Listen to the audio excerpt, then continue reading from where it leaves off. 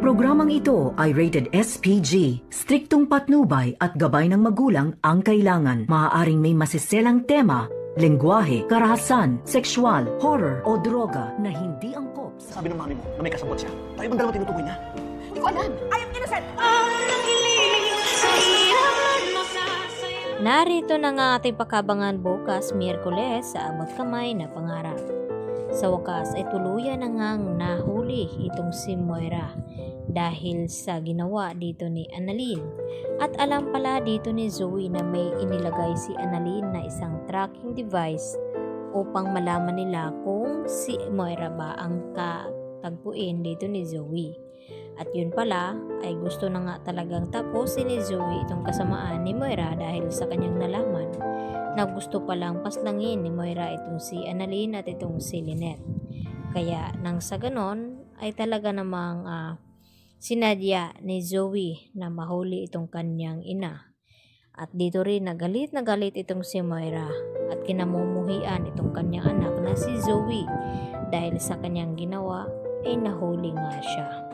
Sa kabilang banda ay dito naman na nagbabantay itong si Moira na hindi daw siya makukulong dahil marami nga siyang galamay at kakampi at mga kasabwat. At dahil dito, ang gustong mangyari ng mga pulis ay maiharap itong si Moira sa media upang makuhanan ng statement. At dito na nga, hinarap itong si Moira.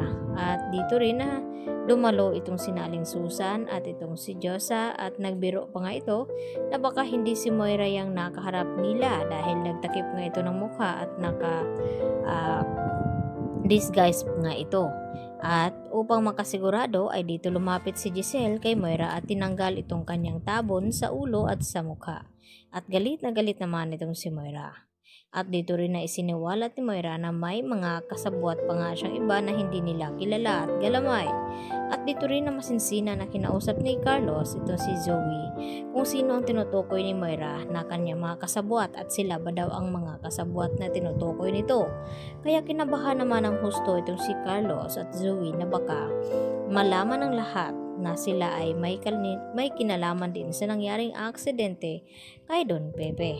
At baka mapabilang din itong si Carlos at Zoe sa kulungan kung saan ay mahahatulan itong si Moira sa pagkakakulong. At sa hindi inasahan ay dumating nga itong si Don Pepe dahil nagkamalay na pala ito. Kaya pala nalaman dito ni Justin na may kinalaman talaga itong si Zoe sa nangyaring aksidente. At plano lang naman daw nilang dalawa ni Moira ang mga iyon.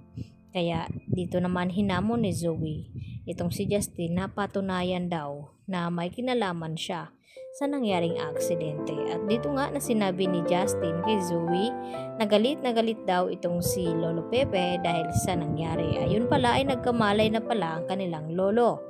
At dito hindi napigilan ni Zoe itong kanyang sarili at nang makatalikod nga itong si Justin ay biglang bumuelo itong si Zoe at sinambunutan niya ito sa buhok. At syempre, hindi rin naman magpapatalo itong si Justin ay gumante at dito na nga na sinambunutan din itong si Zoe at gusto pang ingud-ngud ni Justin sa sahig itong si Zoe.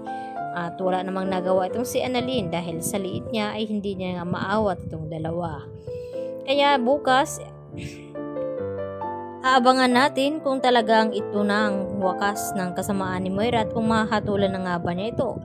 Dahil marami nga daw siyang paraan upang makalabas sa kulungan at hindi pa daw huli ang lahat dahil sa dami daw niya mga kakilala at naniniwala sa kanya na siya nga raw ay inosente. At umaasa naman itong sina Annalyn at Lynette na mabigyan na nga ng hustisya ginawa ni Moira sa kanila noon. At sana ito na nga ang pagkakataong ito na sana pagdusahan ni Moira ang kanyang mga nagawa sa loob ng kulungan. Kaya yan naman ang ating patuloy na pakaabangan bukas mga kapuso kung talagang madawit na nga ba itong si Carlos at Zoe sa kaso ni Moira. Yan lang po at marami pong salamat sa inyong panonood. Bye-bye!